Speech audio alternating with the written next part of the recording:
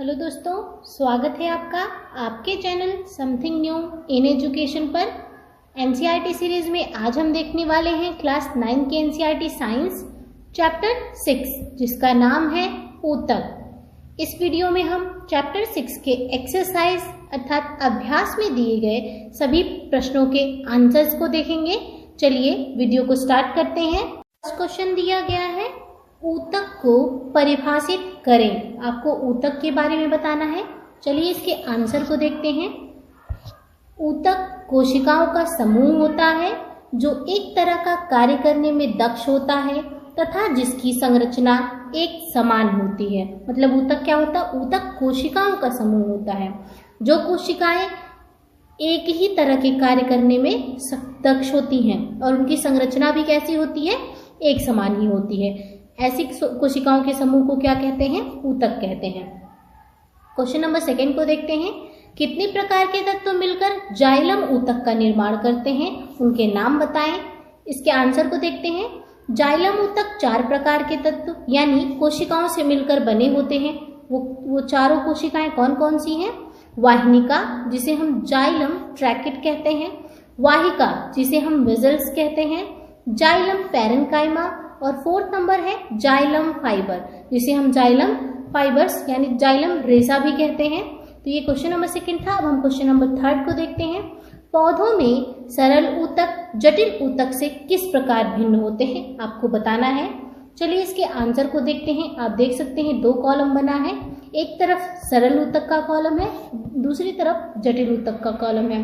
तो सरल ऊतक के कॉलम में फर्स्ट पॉइंट है, ये एक ही प्रकार की कोशिकाओं से बने होते हैं, जबकि जटिल ऊतक ये एक से अधिक प्रकार की कोशिकाओं से मिलकर बने होते हैं। और सरल ऊतक में सेकंड पॉइंट है, ये 3 प्रकार के होते हैं, पैरेन्काइमा, कोलेन्काइमा और स्क्लेरेन्काइमा। जबकि जटिल ऊतक में सेकंड पॉइंट है, ये 2 प्रकार के होते हैं। कौन कौन से? फ्लोएम तथा जाइलम। सरल ऊतक में थर्ड पॉइंट है, यह आधारीय पैकिंग ऊतक यानी बेसिक पैकिंग टिश्यू का निर्माण करता है, पौधों के विभिन्न भागों में लचीलेपन का गुण लाता है तथा पौधे को कठोर एवं मजबूत बनाता है। जबकि जटिल ऊतक क्या करता है? फ्लोएम तथा जाइलम को संवहन ऊतक भी कहते हैं। ये मिलकर संवहन बंडल का निर्माण करते हैं जो पौधों में जल तथा भोजन यानी खनिजों का स्थानांतरण और परिवहन करते हैं। तो ये था क्वेश्चन नंबर 3 का आंसर। अब हम क्वेश्चन नंबर 4 को देखते हैं। कोशिका भित्ति के आधार पर पैरेन्काइमा, कोलेन्काइमा और स्क्लेरेन्काइमा के बीच भेद स्पष्ट करना है। इन तीनों के बीच आपको डिफरेंस को बताना है। चलिए इसके आंसर को देखते हैं। फर्स्ट कॉलम है पैरेन्काइमा के लिए, सेकेंड कॉलम कोलेन्काइमा के लिए और थर्ड कॉलम स्क्लेरेन्काइमा के लिए है। चलिए पैरेन्काइमा को देखते हैं। इसकी कोशिका भित्ति पतली होती है तथा सेल्यूलोज की बनी होती है। पैरेन्काइमा की कोशिका भित्ति पतली और सेल्यूलोज की बनी होती है।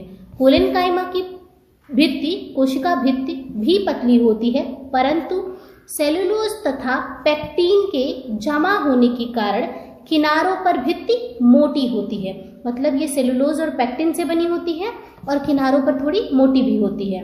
और स्क्लेरेन्काइमा में क्या है? इसकी भित्ति लिग्निन से बनी होती है और लिग्निन के कारण मोटी होती है। लिग्निन कोशिकाओं को दृढ़ बनाने के लिए सीमेंट का कार्य करने वाले रासायनिक पदार्थ हैं। लिग्निन क्या है अगर पूछा जाए तो लिग्निन कोशिकाओं को दृढ़ता प्रदान करते हैं, जो उन्हें दृढ़ बनाने के लिए सीमेंट का कार्य करने वाले रासायनिक पदार्थ होते हैं। ये था क्वेश्चन नंबर 4 का आंसर। अब हम क्वेश्चन नंबर 5 को देखते हैं। रंध्र के क्या कार्य हैं? आपको स्टोमेटा के कार्य बताने हैं। चलिए इसके आंसर को देखते हैं। इसके मुख्य कार्य हैं। फर्स्ट है, वायुमंडल से गैसों का आदान प्रदान रंध्रों द्वारा होता है, जैसे प्रकाश संश्लेषण में CO2 अर्थात कार्बन डाइऑक्साइड तथा श्वसन क्रिया में O2 लेना। ये काम कौन करता है? ये रंध्र के द्वारा होता है। और क्या होता है? सेकेंड पॉइंट पे वाष्पोत्सर्जन की क्रिया भी किसके द्वारा होती है? स्टोमेटा के द्वारा होती है, रंध्र के द्वारा ही होती है। और वाष्पोत्सर्जन क्या होता है? वाष्प के रूप में पानी का निकलना। इसमें भी कौन सहायता करता है पौधों को? रंध्र। उनमें जो स्टोमेटा पाया जाता है उसके द्वारा ये प्रक्रिया होती है। क्वेश्चन नंबर 6 को देखते हैं। तीनों प्रकार के पेशीय रेशों में चित्र बनाकर अंतर स्पष्ट करें। चलिए इसके आंसर को देखते हैं। क्वेश्चन नंबर 6 के आंसर को आप देख सकते हैं, 3 कॉलम बने हैं। फर्स्ट कॉलम है रेखित पेशी और सेकेंड कॉलम है चिकनी पेशी का और थर्ड कॉलम है हृदय पेशी का। आप इसके फिगर को देख सकते हैं, आपको फिगर भी दिया गया है जो कि आपके बुक में चैप्टर में हम पहले देख चुके हैं, वही है यहाँ पे। देखिए पहले हम रेखित पेशी को देखते हैं। रेखित पेशी प्रायः अस्थियों से जुड़ी होती हैं और चिकनी पेशी आंख की पलकों, मूत्रवाहिनी और फेफड़ों की श्वसनी में होती है और हृदय पेशी हृदय में पाई जाती है। रेखित पेशी ऐच्छिक पेशी कहलाती है, चिकनी पेशी अनैच्छिक पेशी कहलाती है, हृदय पेशी भी अनैच्छिक पेशी कहलाती है। और रेखित पेशी में गहरे तथा हल्के रंग की पट्टियां होती हैं, इसलिए इन्हें रेखित पेशी कहते हैं, जबकि चिकनी पेशी में गहरे तथा हल्के रंग की पट्टियां नहीं होती हैं, इसलिए इन्हें अरेखित पेशी कहते हैं। और हृदय पेशी में गहरे तथा हल्के रंग की पट्टियां नहीं होती हैं, इसमें भी नहीं होती हैं। रेखित पेशी कैसी होती है? यह लंबी, बेलनाकार, शाखा रहित और बहुनाभी होती है, यानी बहुकेंद्र की होती हैं। यहाँ पे देखो केंद्र 3 जगह दिखाया गया, आपको फिगर में देख सकते हैं, और रेखाएं दी गई हैं, इसलिए इनको रेखित कहते हैं, धारियां दी गई हैं। चिकनी पेशी कैसी होती है? लंबी होती है, एक केंद्र की होती है और एक सिरे से नुकीली होती है, यानी तुर्की रूपी होती है, स्पेंडल शेप की होती है। इसमें केंद्रक एक ही होता है, जबकि रेखित पेशी में यहाँ पे आप देख सकते हैं फिगर में लगभग 3 केंद्रक दिखाए गए। इसमें बहुकेंद्र की होता है रेखित पेशी और चिकनी पेशी एक केंद्र की होती है। और हृदय पेशी बेलनाकार, शाखाओं वाली और एक केंद्र की होती है। चलिए अब हम क्वेश्चन नंबर 7 को देखते हैं। कार्डियक यानी हृदय पेशी का विशेष कार्य क्या है? इसके आपको कार्य को बताना है। चलिए इसके कार्य को देखते हैं। कार्डियक पेशी के विशेष कार्य देखते हैं। फर्स्ट पॉइंट को, हृदय की पेशियां जीवन भर लयबद्ध होकर प्रसार एवं संकुचन करती रहती हैं। फर्स्ट पॉइंट था ये। सेकेंड पॉइंट, लयबद्ध प्रसार और संकुचन हृदय की पंपिंग क्रिया में सहायता करता है तथा रक्त संपूर्ण शरीर में गति करता है। हृदय पेशी का क्या कार्य है? वो जीवन भर आपके हृदय की पेशियां जो होती है जीवन भर कार्य करती रहती, संकुचन और प्रसार का कार्य करती हैं और आपके संपूर्ण शरीर में क्या करती हैं? गति, उसी के कारण गति कर पाता है आपका रक्त, और ये लयबद्ध जो प्रसार और संकुचन करती है उसकी वजह से पंपिंग हो पाता है। अब हम क्वेश्चन नंबर 8 को देखते हैं। रेखित, अरेखित तथा कार्डियक यानी हृदय पेशियों में शरीर में स्थित कार्य और स्थान के आधार पर अंतर स्पष्ट करें। चलिए इसके आंसर को देखते हैं। आप ऊपर भी ऐसा ही कुछ देख चुके हैं, बस उसमें उनके प्रकार बताने थे, इसमें उनके कार्य भी बताने हैं। चलिए इसके आंसर को देखते हैं। फर्स्ट कॉलम में रेखित पेशी दिया गया है, सेकेंड कॉलम है अरेखित पेशियों की और थर्ड कॉलम है कार्डियक अर्थात हृदय पेशी की। चलिए देखते हैं। रेखित पेशी का कार्य है, ये ऐच्छिक पेशियां हैं जो शरीर को इच्छा अनुसार गति प्रदान करने में सहायता करती हैं और कहाँ पाई जाती हैं? हाथ, पैर, कंकाल पेशियों में पाई जाती हैं। अरेखित पेशियां अनैच्छिक पेशियां होती हैं, अर्थात ये जंतु की इच्छा पर संचालित नहीं होती हैं। ये स्वतः ही पेशियों की गति को नियंत्रित करती हैं और ये कहाँ पाई जाती हैं? अरेखित पेशियां कहाँ पाई जाती हैं? आहार नली, रक्त नलिका का प्रसार एवं संकुचन के स्थान पर, आंख की पलकों में, मूत्रवाहिनी और फेफड़ों की श्वसनी में पाई जाती हैं। कार्डियक को देखते हैं, हृदय पेशी को देखते हैं। इसका कार्य क्या है? यह भी अनैच्छिक पेशियां हैं जो हृदय की पेशियों को बिना थके प्रसार एवं संकुचन करने में सहायता करती हैं और ये कहाँ पाई जाती हैं? हृदय में, अर्थात हृदय की दीवारों में पाई जाती हैं। कौन? कार्डियक अर्थात हृदय पेशी। अब हम क्वेश्चन नंबर 9 को देखते हैं। न्यूरॉन का एक चिन्हित चित्र बनाइए। आपको फिगर न्यूरॉन का दिख रहा होगा, यहाँ पे आपको न्यूरॉन का फिगर दिया गया है और उसके पॉइंट्स बताए गए हैं, जैसे ये केंद्रक न्यूक्लियस बताया गया है, डेंड्रॉइड्स बताए गए हैं। आप यहाँ पे देख सकते हैं कोशिका यानी सेल बॉडी कोशिकाएं यानी सेल बॉडी दिखाई गई है। शीश कवर यानी माइलिन स्ट्रिप बनाया गया है। एक्सॉन यानी तंत्रिकाक्ष आपको दिखाया गया है, और सिनेप्स होता है यहाँ पे बीच में। ये न्यूरॉन का आपको नेमिंग, उनके मतलब नाम भी दिए गए हैं, आप देख सकते हैं चित्र के साथ पूरा लिखा गया है। ये था क्वेश्चन नंबर 9 का आंसर। अब हम क्वेश्चन नंबर 10 को देखते हैं। निम्नलिखित के नाम लिखने हैं आपको। फर्स्ट है ऊतक जो मुंह के भीतर अस्तर का निर्माण करते हैं, तो उस ऊतक को क्या कहते हैं? सल्की एपिथेलियम कहते हैं। क्या कहते हैं? सल्की एपिथेलियम, स्क्वामस एपिथेलियम कहते हैं। बी पॉइंट पे क्वेश्चन है, ऊतक जो मनुष्य की पेशियों को अस्थि से जोड़ता है क्या कहलाता है? टेंडन कहलाता है, कंडरा कहलाता है। सी पॉइंट पे क्वेश्चन पूछा गया, ऊतक जो पौधों में भोजन का संवहन करते हैं उन्हें क्या कहते हैं? फ्लोएम कहते हैं। ये हम पढ़ चुके हैं, ऊपर चैप्टर में ये सब हम पढ़ चुके हैं, वही यहाँ पे है। सी पॉइंट पे आपका है, सॉरी डी पॉइंट पे क्वेश्चन है, ऊतक जो हमारे शरीर में वसा का संचय करता है क्या कहलाता है? वसा में ऊतक कहलाता है, एडिपोज टिश्यू कहलाता है। अब हम ई पॉइंट के क्वेश्चन को देखते हैं। तरल अधात्री सहित संयोजन ऊतक कहाँ पाया जाता है? उस ऊतक को क्या कहते हैं? रक्त कहते हैं, ब्लड कहते हैं। एफ पॉइंट पे क्वेश्चन है, मस्तिष्क में स्थित ऊतक को क्या कहते हैं? न्यूरॉन कहते हैं। क्या कहते हैं? न्यूरॉन कहते हैं। ये था क्वेश्चन नंबर 10 का आंसर। अब हम क्वेश्चन नंबर 11 को देखते हैं। निम्नलिखित में ऊतक के प्रकार की पहचान करें।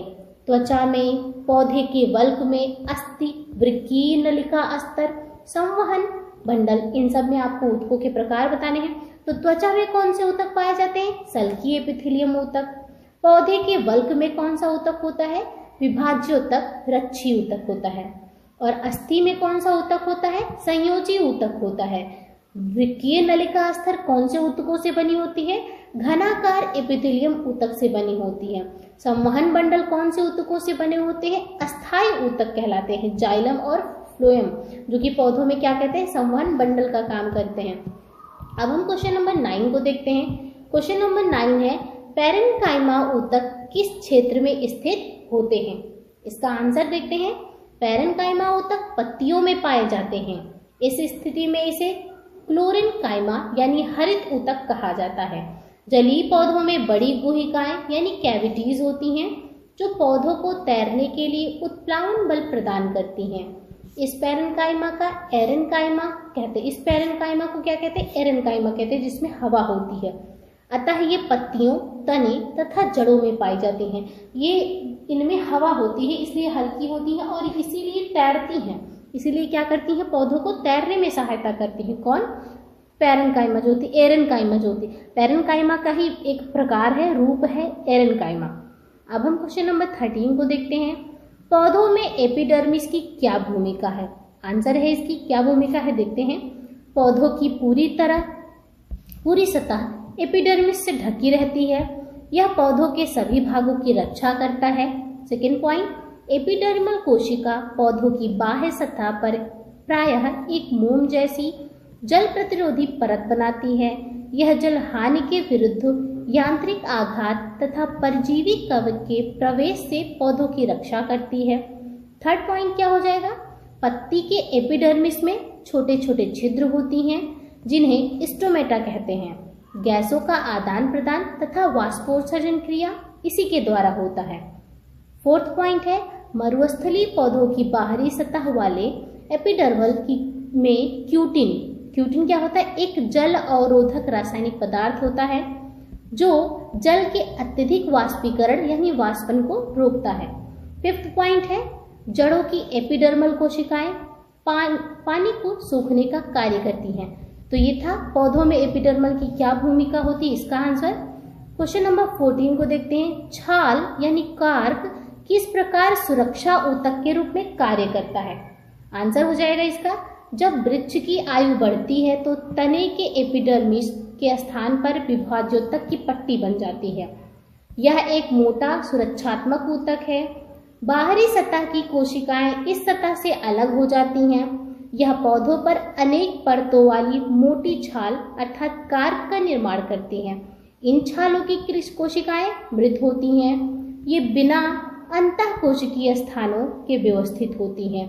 इनकी भित्ति पर सुबेरिन नामक रसायन होता है, जो इन छालों को हवा एवं पानी के लिए अभेद्य बनाता है, मतलब हवा एवं पानी को इसके आर पार नहीं जाने देता है।